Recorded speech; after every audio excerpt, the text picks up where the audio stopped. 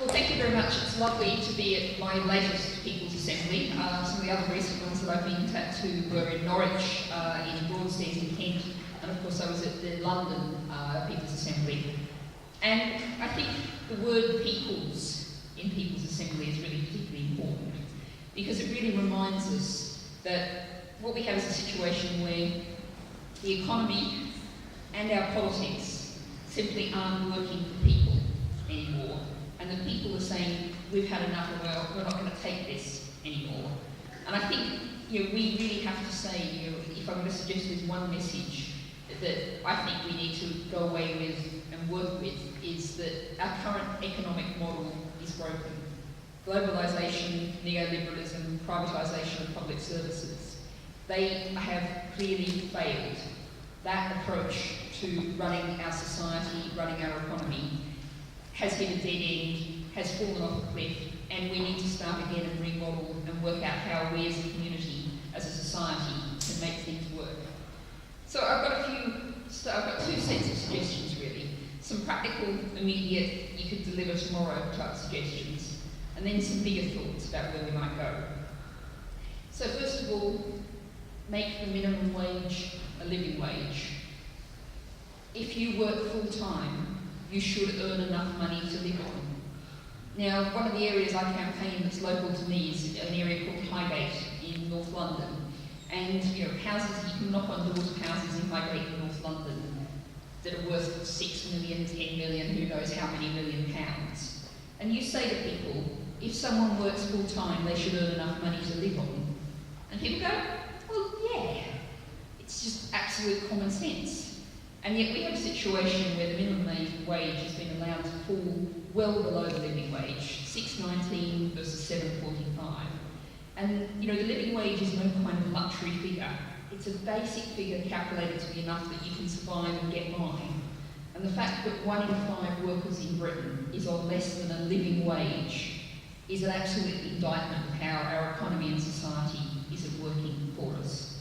And of course it's much more than that, because 1 in 10 workers in Britain is on fewer hours than they'd like to. And we have the horror of 0 hours contracts. And we in the Green Party say a good place to start after you've made the minimum wage a living wage is to ban 0 hours contracts. People need to know how much money they're going to earn in a week, that they're going to earn enough money to pay the rent and pay the food bills. Those should be a basic requirement. And it's worth focusing for a second on the fact that today in Britain, 500,000 people dependent on food banks to eat. And quite a lot of those people are the working poor. They're people who have jobs, but you've got a 0 hours contract and you've got no hours. What do you do to put food on the table? So that's my step one. Step two is what I often say, and Alex I think will enjoy this one too, but it's particularly personal today. Let's renationalise our railways. Hey. And I said it's particularly personal because anyone who happens to look at my Twitter feed today will discover that I've just stood from Stoke to Derby on a train, a single carriage train that had 3 carriages worth of people in it. And as I tweeted out these Midlands trains, what really puts the icing on the cake is the fact that some of my tax money is subsidising your shareholders' profits for this absolutely lousy service. And I've just been in the session talking about green jobs and the need to adapt our economy for the fact of climate change and have to cut our carbon emissions. And an affordable, reliable, trustworthy train service is absolutely central to that, and the only way we're going to get that is with renationalisation. And I will also just very briefly add, decent local bus services are very much the poor cousin when we're talking about transport, and good walking and cycling facilities. All of those things together is the sort of transport we should be talking about, not the grand project of HS2. And just to mention on HS2, the figure, if anyone tells you, oh, we've got to encourage development in the Midlands and the North. On HS2's own figures, 72% of journeys would be people going into London. So anyone who tells you this is going to spread money and people and jobs out of London, it's going to suck them into London. So those are 2 things. And I thought also, since we haven't got our NHS speaker, I thought if we're thinking about what we absolutely could start doing today, here and now, and that's maintain and support our publicly owned and publicly run NHS.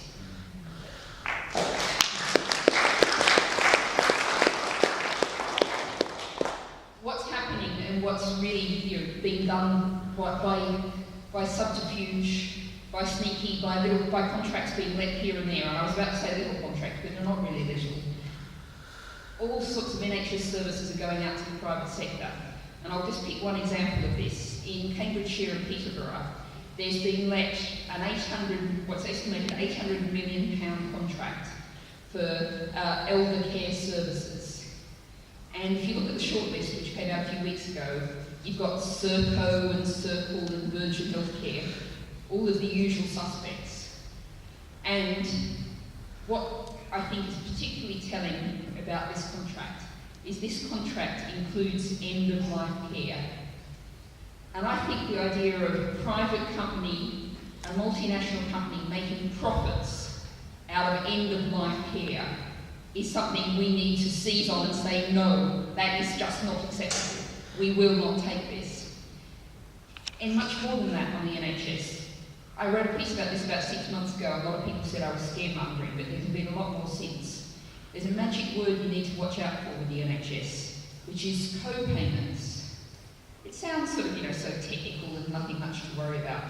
Co-payments means paying for basic NHS services. And we've got Professor Malcolm Grant, the head of NHS England, who gave an interview to the FT and said, it was a classic example of the political greed. Oh, I'm not suggesting it myself, but I'm sure a future government is going to have to introduce co-payments. And the FT did a leading article in favour of co-payments. The Telegraph has done a leading article in favour of co-payments. So don't let anyone tell you that, oh, it doesn't really matter about privatisation because it's still a free health service at the point of use. That's not under threat. That is under threat. That's absolutely under threat.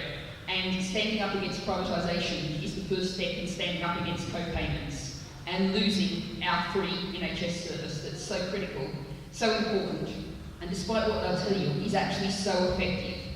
We spend half as much of our GDP on health as the Americans do, and we have better figures on virtually any measure you can imagine. So we have an efficient, reliable service. There's some things we need to make better, but privatisation is making everything worse, not better. So those are sort of 3 steps to start off with. Let's tackle the kind of jobs we're offering, get rid of 0 hours contracts, make minimum wage a living wage, renationalise our railways, and protect the NHS. That's the starting point for this. But let's think a bit bigger now, because I think that's one of the things we're really trying to do work today and we're trying to do with the People's Assembly, is think about the fact that our whole economic model is broken. And if you start to think about this, think about the £5 t-shirt that I'm sure that you could buy from a chain store out there on the high street. I won't name it, but I'm sure you can probably think of several. And you think about what the real cost of that £5 t-shirt actually is. The cotton in it might have been picked by a 10-year-old kid in Azerbaijan who should have been in school, was forced out into the fields at harvest season. It's then shipped using fossil fuel overseas to China to be spun into cloth in a factory that just spews its dyes straight out into the local river without any kind of treatment at all. It's then shipped from China using fossil fuel again down to perhaps a Bangladeshi garment factory. And I don't think I need to tell anyone in this room about the reality of Bangladeshi garment factories after Rana Plaza. And it's got less publicity, but there was another incident a couple of weeks ago where there was 9 workers killed in a fire in a garment factory. And then using fossil fuel and shipped again over to Britain. And you think about the workers in that store where that £5 t-shirt's on sale. And now I'm not picking on them in particular, but just to look at one example. Next, the clothing chain. The GMB union did a study in March of what kind of jobs that Next was advertising. They're advertising hundreds and hundreds of jobs. Isn't it great? When the local council says, oh, we've got a Next store coming, isn't it great? Look at all these jobs. The jobs were, 97% of them were 12.5 hours a week and they were minimum wage or within a few pennies of minimum wage. And there's something magic about the combination of those two factors. It gets a weekly wage that's less than the national insurance minimum. So what you have is all of these jobs where people aren't getting national insurance paid, where the company's getting minimum wage jobs, and all of those 12.5-hour contracts included Saturdays, of course. So if you want a kind of job that fits in with family life, you can pretty well blow that one away too. So if we think about that £5 t-shirt, and you think about all the steps in the chain that produced that £5 t-shirt, and that is both economically unsustainable, because one of the things about those workers on those 12.5-hour-a-week contracts is they can't actually afford to buy even the £5 t-shirt. They're probably down at the food bank, because that's how they need to actually get through the week. It's economically unsustainable, and of course it's also environmentally unsustainable. Even though we've got 500,000 people dependent on food banks, even though we have a situation where we've got nearly 2.5 million people officially unemployed and many more who are on those working fewer hours than they'd like to, even though we've got all of that, we are in Britain collectively using the resources every year of 3 planets. But of course we've only got one planet. We haven't got, sitting on the other side of the moon somewhere there, a nice pristine one that when we've trashed this one we can hop over there. This is all we've got. And yet we're using all of those resources and we're not living well. The economy is not working for people. People are being forced out of shape, their lives forced into impossible forms by our economic model.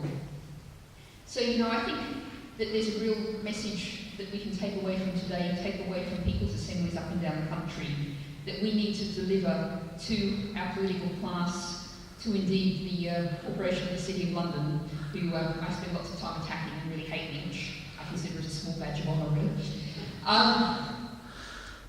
This is not working. We need an economy that works for people. We need to bring manufacturing and food production back to Britain. All the jobs that are associated with that.